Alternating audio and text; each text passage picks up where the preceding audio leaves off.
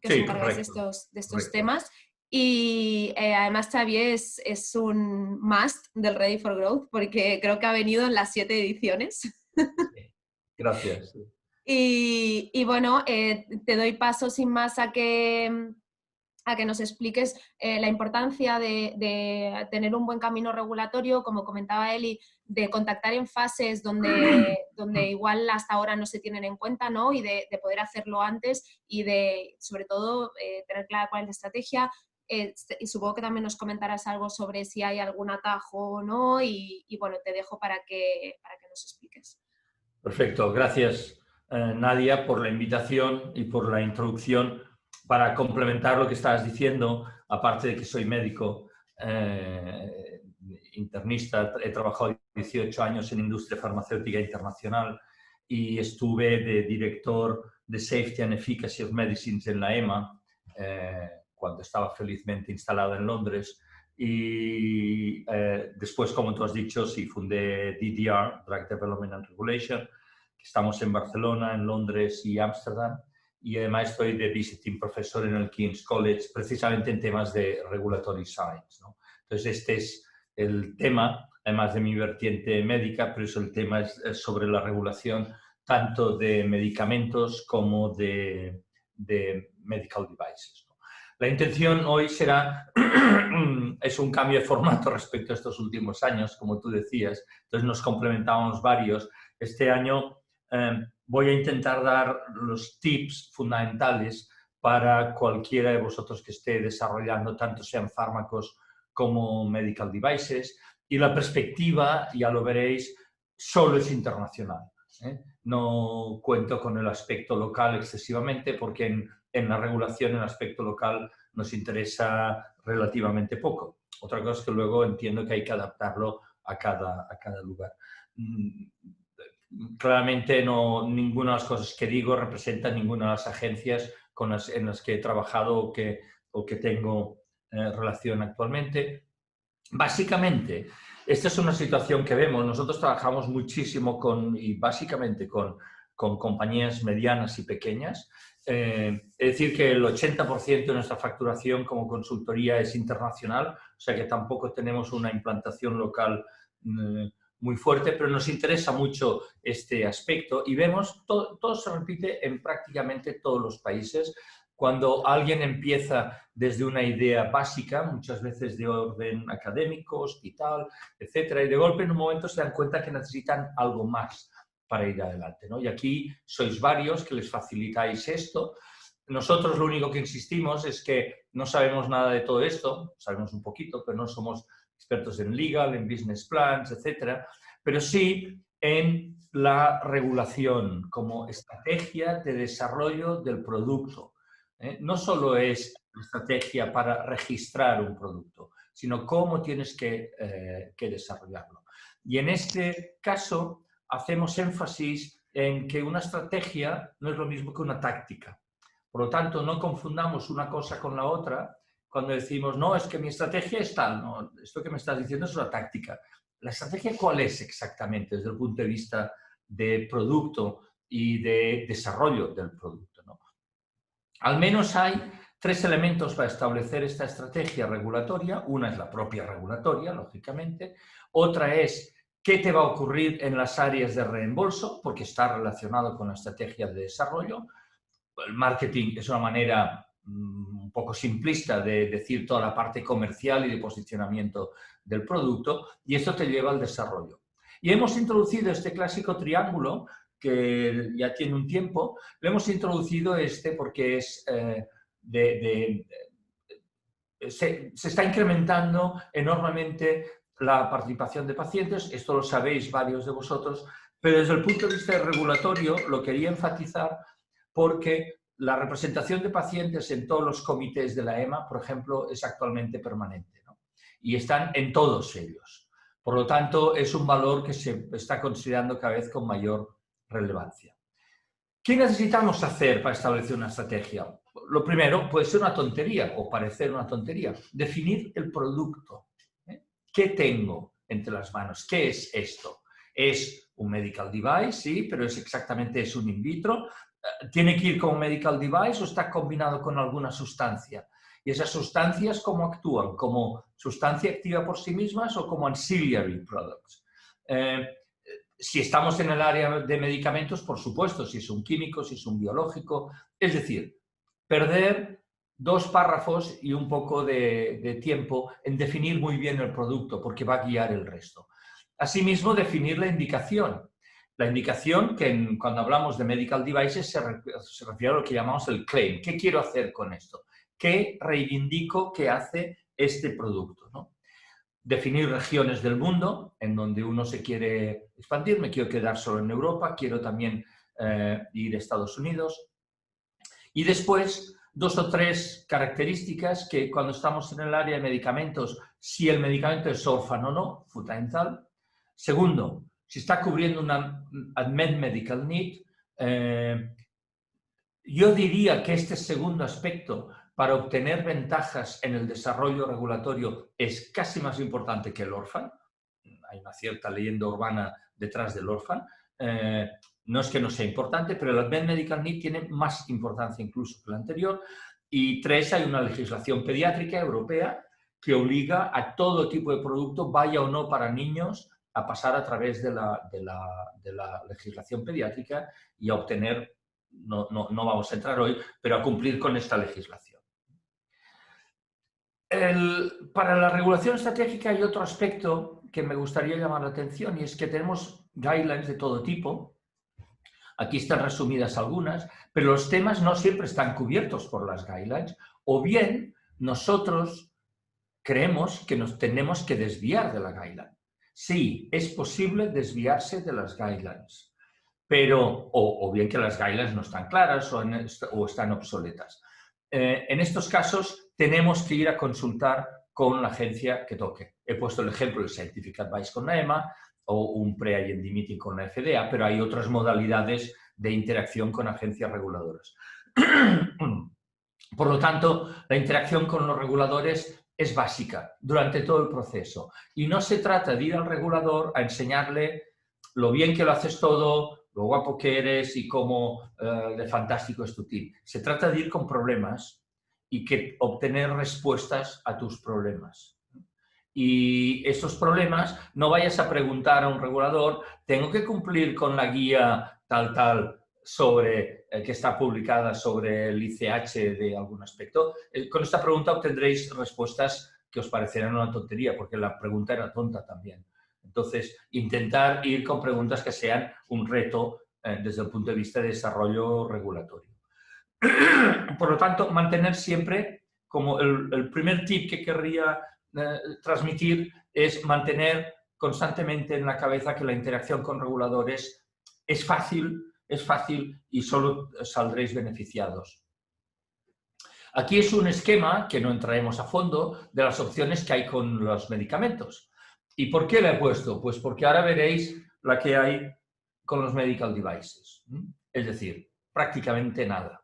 Aquí estamos llenos de interacciones, por ejemplo, a nivel de la EMA, con el Comité Orphan, Pediatría, Scientific Advice, cuando es un Advanced Therapy con el CAT, el CHMP, que es el Comité Principal de Medicamentos. Cuando llegamos a las Medical Devices, gracias a la nueva regulación de Medical Devices, que entrará en vigor en el 26 de mayo del año que viene, luego le dedicaremos unos segundos a esto, pues no están permitidas las consultas de la misma manera que con medicinas. Y entonces debemos ser imaginativos y encontrar maneras con las que nos comunicamos, para decirlo de esta manera, con los Notify Bodies, que son los cuerpos, dependiendo de las autoridades sanitarias, que evaluarán el medical device, ¿no? Es una situación para mí difícil, la verdad, y creo que dificulta el desarrollo, pero alguien coló este párrafo en la nueva legislación y nadie lo corrigió. En Europa, ¿qué tenemos? Tenemos una variedad de cosas. Tenemos la EMA, tenemos lo que en lenguaje europeo se llaman member states, son los países, y fijaros que aquí la diversidad es enorme. Los medical devices se regulan a través de los member states. Hay una regulación europea, pero la autoridad reside aquí. Los ensayos clínicos también son los member states. Por cierto, la nueva regulación de ensayos clínicos, publicada en el 2014 y que tenía que ponerse en el 2016 en marcha, ahora parece ser que a finales del 2021 se podrá poner en marcha de una manera completa, porque hay un elemento que había anteriormente que no se ha... Perdonad, pero esto... Ahora, estamos aquí. Después, dos aspectos fundamentales en medicamentos: orphans, pediatría y scientific advice, a varios niveles. Pero son aspectos que hay que contemplar en el desarrollo regulatorio de productos farmacéuticos. Sin querer atabalar, he dibujado todas las regulaciones que aplican. Os podéis imaginar que el lío a veces es considerable, porque además entre ellas no todas son completamente homogéneas, ¿no? Solo que veáis las fechas en las que se han emitido, pues ya se ve que hay unas diferencias sustanciales que obviamente implican diferencias en el contenido a veces. Y hay una base fundamental que quería remarcar, que son las guidelines. Las guidelines son parte, aunque las podemos desviar y consultarlo con los reguladores, pero es parte esencial del desarrollo regulatorio. ¿Cuál es la diferencia en Estados Unidos? Pues que allá tienen los member states eliminados. Es decir, todo lo demás es homogéneo. Entre otras cosas, tienen un solo idioma. Nosotros tenemos que luchar con 23, 24 idiomas traduciendo todos los labelings de todos los productos, lo cual, bueno, se hace, pero es una operación bastante más cara. Cuando presento esto en cursos en Estados Unidos, algunos se llevan las manos a la cabeza, ¿no? Pues decir, ¿cómo es posible que podáis hacer todo esto? Porque nosotros ya nos cuesta haciéndolo de una manera mucho más homogénea. En el caso de Estados Unidos, tanto medical devices como clinical trials, como todas las interacciones, aquí no entra hoy, pero tanto lo que es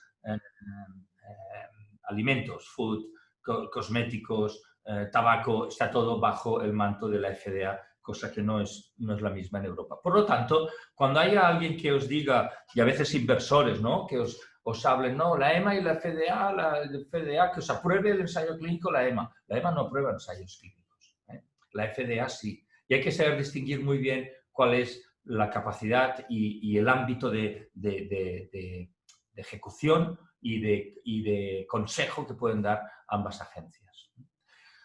Muy rápidamente, diferencia clara entre medicinal products, medicinas, y medical devices. Aquí tenemos las clasificaciones que podemos tener a grosso modo, pero hay que saber, antes os decía, definir vuestro producto. Si estamos en el área de medicamentos, has de saber cuáles de estos, como mínimo de esta lista que he puesto, estás tú. Hay gente que cuando viene no sabe exactamente el producto que tiene entre las manos, ¿no? Y lo mismo con un medical device. Podéis hacer muchas cosas y lo que sea, pero acordar con suficiente solvencia qué clase es el producto.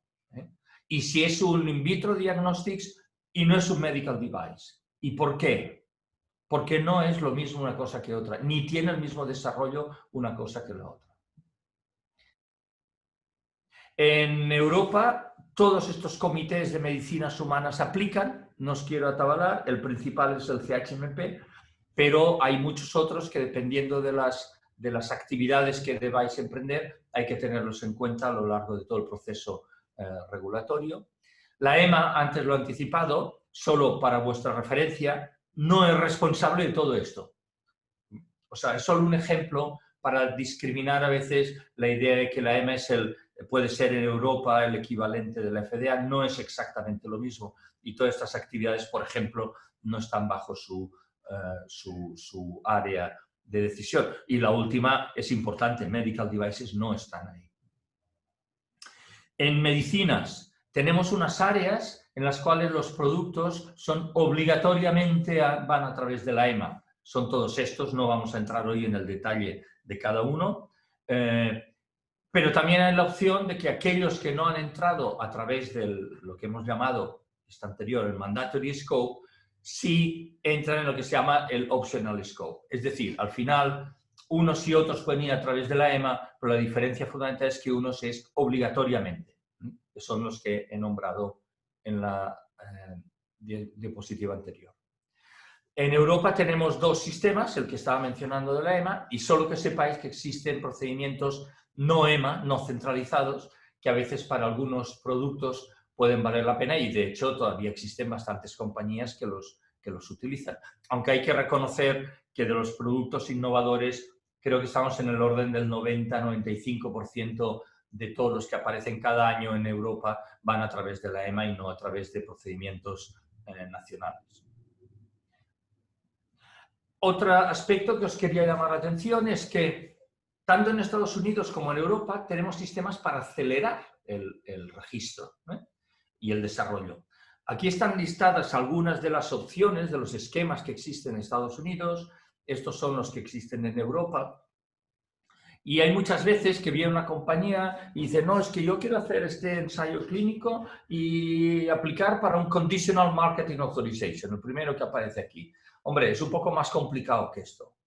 No se puede aplicar sencillamente, hay una serie de requisitos que hay que cumplir, hay que hacer el producto, sobre todo hay que cubrir una medical need que mencionaba anteriormente, y hay que elaborar el desarrollo del producto desde un punto de vista regulatorio ha de estar claramente orientado a obtener una conditional. No es una casualidad que uno puede escoger en un momento dado, ¿no?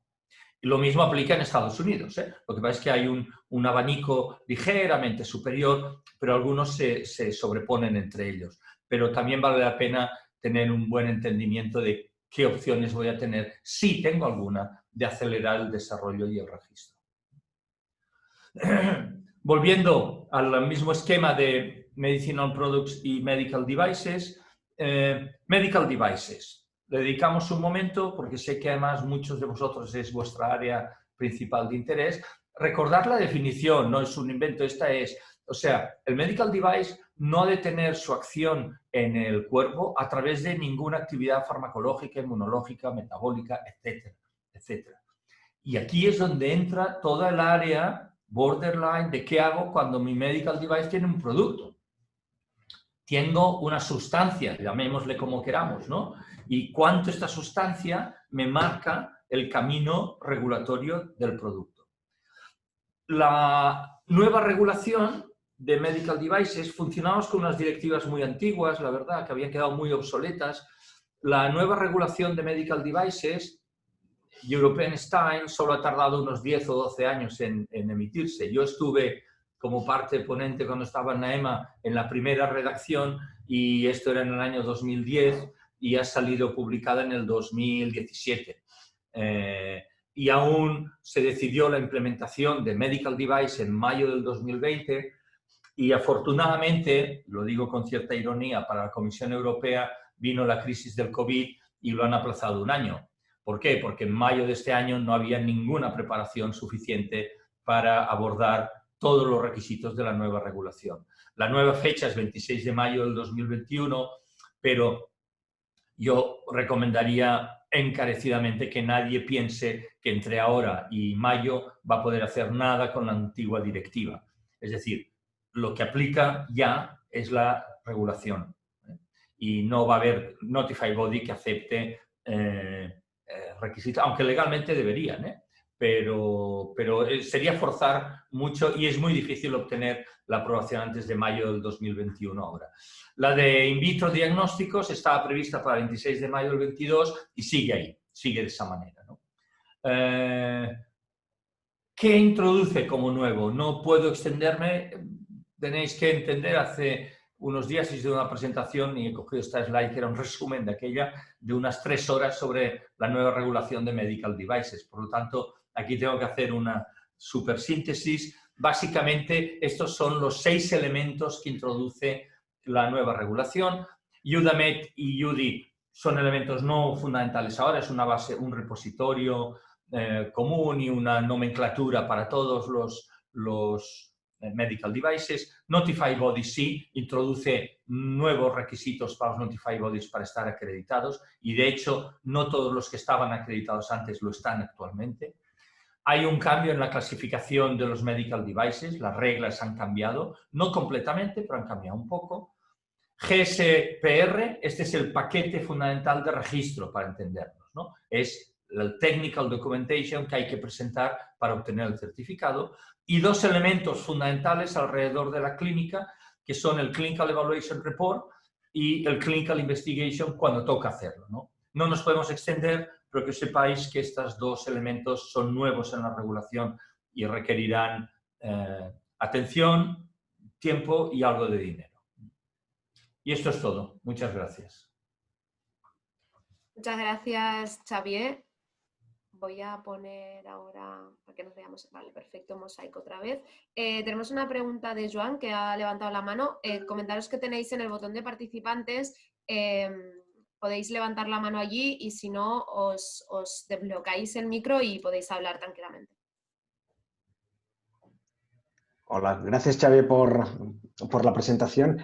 Quería hacer una pregunta de lo casi último que has comentado respecto a que no se puede hacer nada con la MDD antes del 21 de mayo de 2021, pero has comentado para Notified Body. Si es autorregulación, ¿es lo mismo? No, si es autorregulación, sí, está legalmente permitido. De acuerdo. Y aquí yo he oído voces de que quizás se vuelve a posponer un año más. ¿Tú también lo has oído? Sí. Vale. Pero la anterior vez que se pospuso también lo llevaba oyendo desde hacía tiempo. Y cuando en marzo apareció el COVID, entre algunos dijimos, hombre, no en marzo, en abril ya era, dijimos, la comisión tiene la ocasión de oro porque el nivel de no preparación era inmenso, ¿no? Y podría llegar a un colapso, hablando seriamente, de los procedimientos, industrialmente incluso.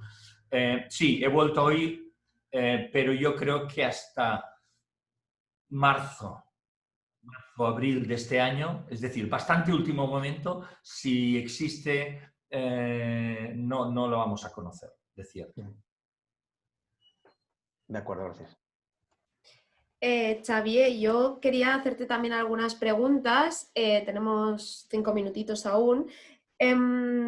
¿Cómo nos podrías dar algunas directrices de cómo deberíamos actuar delante de esta nueva regulación? O sea, lo que esta nueva regulación implica para los medical devices es que os tienen que contactar antes, que vais a ser vosotros quienes vais a dar un poco la orientación en este sentido, si no la dan la EMA. Bueno, la EMA, olvidaros de la EMA en Medical Devices. No hace nada ni sabe nada. Lo único que la EMA tiene presente son lo que llamamos Combination Products. Aquí sí. El Combination Product, es decir, cuando tú combinas de una forma integral una sustancia activa dentro, por ejemplo, muy fácil, los cartuchos de insulina, ¿no? Los pens de insulina. Esto es el ejemplo más habitual que hay. O, por ejemplo, los inhaladores que llevan broncodilatadores y que está integrado la sustancia broncodilatadora dentro del inhalador, ¿no? Estos son típicos combination products. La EMA evalúa el conjunto, aunque va a necesitar que un Notified Body también haya certificado el dispositivo separadamente. Para el resto de productos, bueno, nosotros, por supuesto, lo hacemos. Hay otra gente que también lo hace, ¿eh? Quiero decir, no me quiero otorgar. Nosotros hacemos desde el punto de vista del conocimiento y de interacciones que mantenemos con autoridades sanitarias y con los Notified Bodies, pues sí. Pero el proceso que llevamos es muy lógico. Es decir, no tiene truco, lo único que hay que saber del tema y es, uno, clasificación, sobre todo. Es lo primero, porque es muy diferente si eres un 2A, un 2B o un 3. Y marca bastantes diferencias. Dos, como consecuencia de esta clasificación y de algunas connotaciones que puede haber, derivarte a qué tienes que hacer para ir adelante, ¿no? Y tenemos un caso ahora muy común, software, ¿no? Que está en todas partes y que hasta hace poco no sabíamos qué hacer porque no había regulación. Exacto. Bueno, había unas pequeñas guías que habían salido, pero no está en la regulación. El software, ahora puedes tener un software 2A, un software 2B y un software 3. Y va a depender de lo que haga, ¿no? O de lo que tú dices que hace ese software. Es decir, este proceso, con un gran componente, digamos, intelectual de desarrollo de producto, por esto a mí me gusta encuadrarlo que no es solo el trámite regulatorio. El trámite regulatorio es lo de menos, porque hay 200 personas que te lo harán y muy barato hacer un papel y presentarlo en donde toca y todo esto. Lo más importante no es esto, es lo que ha de haber detrás del por qué tomo una decisión regulatoria en un sentido o en otro. Sí, en este sentido te quería preguntar, de cara a levantar inversión privada, ¿nos puedes dar algún tip de cómo vestir la regulatoria? Es decir, desde vuestra experiencia, no sé aquí si Laura también quiere hacer algún comentario o Eli, que también participa en estos procesos. ¿Hay como algunos tips que puedan ser más favorecedores? Porque ahora comentabas, ¿no? A veces es complicado saber qué tienes entre manos, ¿no? Para mí es muy fácil igual decir, aquí hay un 30% de medical device, igual si lo miras tú me dices, no, hay un 10 o hay un 60, ¿no? En este sentido, de cara a la inversión privada, es también muy importante saber cuál es exactamente la categoría. No, nosotros actuamos con muchas compañías para este proceso, precisamente, porque nos vienen y nos dicen, tengo que presentarme a inversores y tengo que presentar algo de regulatorio. Hay unos que dicen, no tengo ni un duro para nada, pero me gustaría poner tu nombre, me dejas y luego cuando empiece a recibir dinero ya haremos un plan regulatorio. Pues bueno, nosotros por esto nos cobramos por el nombre. Pero sí queremos entender cuál es el proyecto, eso sí. Dos, después es hacer un plan estratégico regulatorio, que esto es lo que yo actúo, en este caso así, también con unos fondos internacionales de inversión, es exactamente lo mismo, yo digo que a veces con un poco más de exigencia, y tres, actúo también como inversor, con lo cual conozco el otro punto de vista. Y puedo decir que lo que el inversor quiere, el inversor ya tiene, hay algunos aquí que sabéis mucho más que yo puedo decir que tienen muchas otras visiones sobre el porqué de su inversión y tal, pero quiere estar seguro que la parte regulatoria, la compañía en la que va a invertir, sabe lo que tiene que hacer, no que lo vaya a obtener seguro. El riesgo es otra cosa que ya valorará. Saber que aquello que me están presentando, hombre, esta gente sabe de qué me hablan, ¿no? Y no me dicen que voy a tener el registro en 2 años. Cuando a poco que mires dices, hombre, pues los registros se obtienen en 4 o 5, digo, ¿qué me está diciendo? ¿No? Sí. No, bueno, de hecho ahora mismo con la gráfica que has dado yo ya me creo la mitad de los planes. Es un ejemplo un poco tonto, pero es el caso, ¿no? Una cosa seria que incluso incluya las incertezas, porque movemos en incertezas. Tú no puedes asegurar al 100%, pero puedes identificar las incertezas.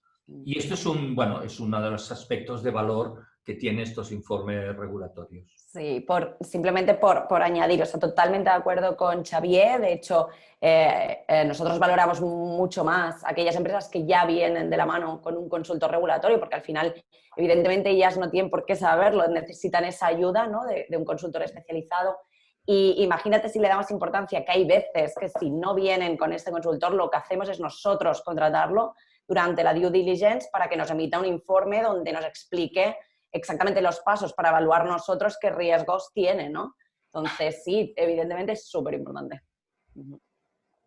Muy bien, yo añadiría solo, si me dejáis 10 segundos, que en CIMTE lo que intentamos es que esto que ha dicho Laura y Xavier, es que las empresas se den cuenta lo más pronto posible de la importancia de esto. Es decir, lo que hacemos es darles unas pequeñas horas gratuitas con un consultor para que se den cuenta, pues, de qué tipo son, clases son, perdón, o sea, clasificación, o si necesitan una marca CE, o qué tipo de experimentos van a necesitar para poder validar luego y que vaya todo alineado. Entonces, esto les puede dar una visión de, ostras, esto tiene un timeline que es extenso, ostras, esto tiene un coste que X, ¿no? Entonces, les intentamos dar esta perspectiva lo más pronto posible.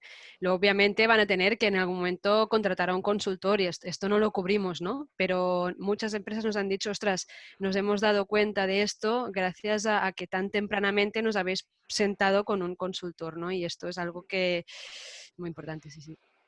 Sí, lo veo para una jornada de regulatoria, ¿eh? Lo de entras con una clasificación y a ver con qué sales.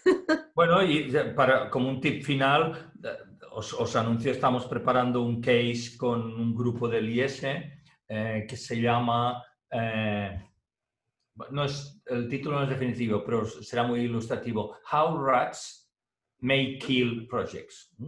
Es decir, cómo el exceso de foco en la preclínica, en la preparación, sobre todo cuando vienen del área académica, ¿no? Que es donde es el área de confort muchas veces de los que lanzan una compañía, y dar el salto a la clínica y a la regulatoria que hace que el producto sea o no sea, pero afortunadamente que sea, es fundamental. Y hemos visto y tenemos casos de proyectos que han muerto por un exceso de RATs. Es una simplificación de la preclínica, lógicamente. Muy bien, pues gracias, Xavier. Ya me he preparado las presentaciones, no os preocupéis. Entonces ahora Montse y Laura tienen suerte porque ya las podré presentar. Vamos a ello. Gracias. A ti.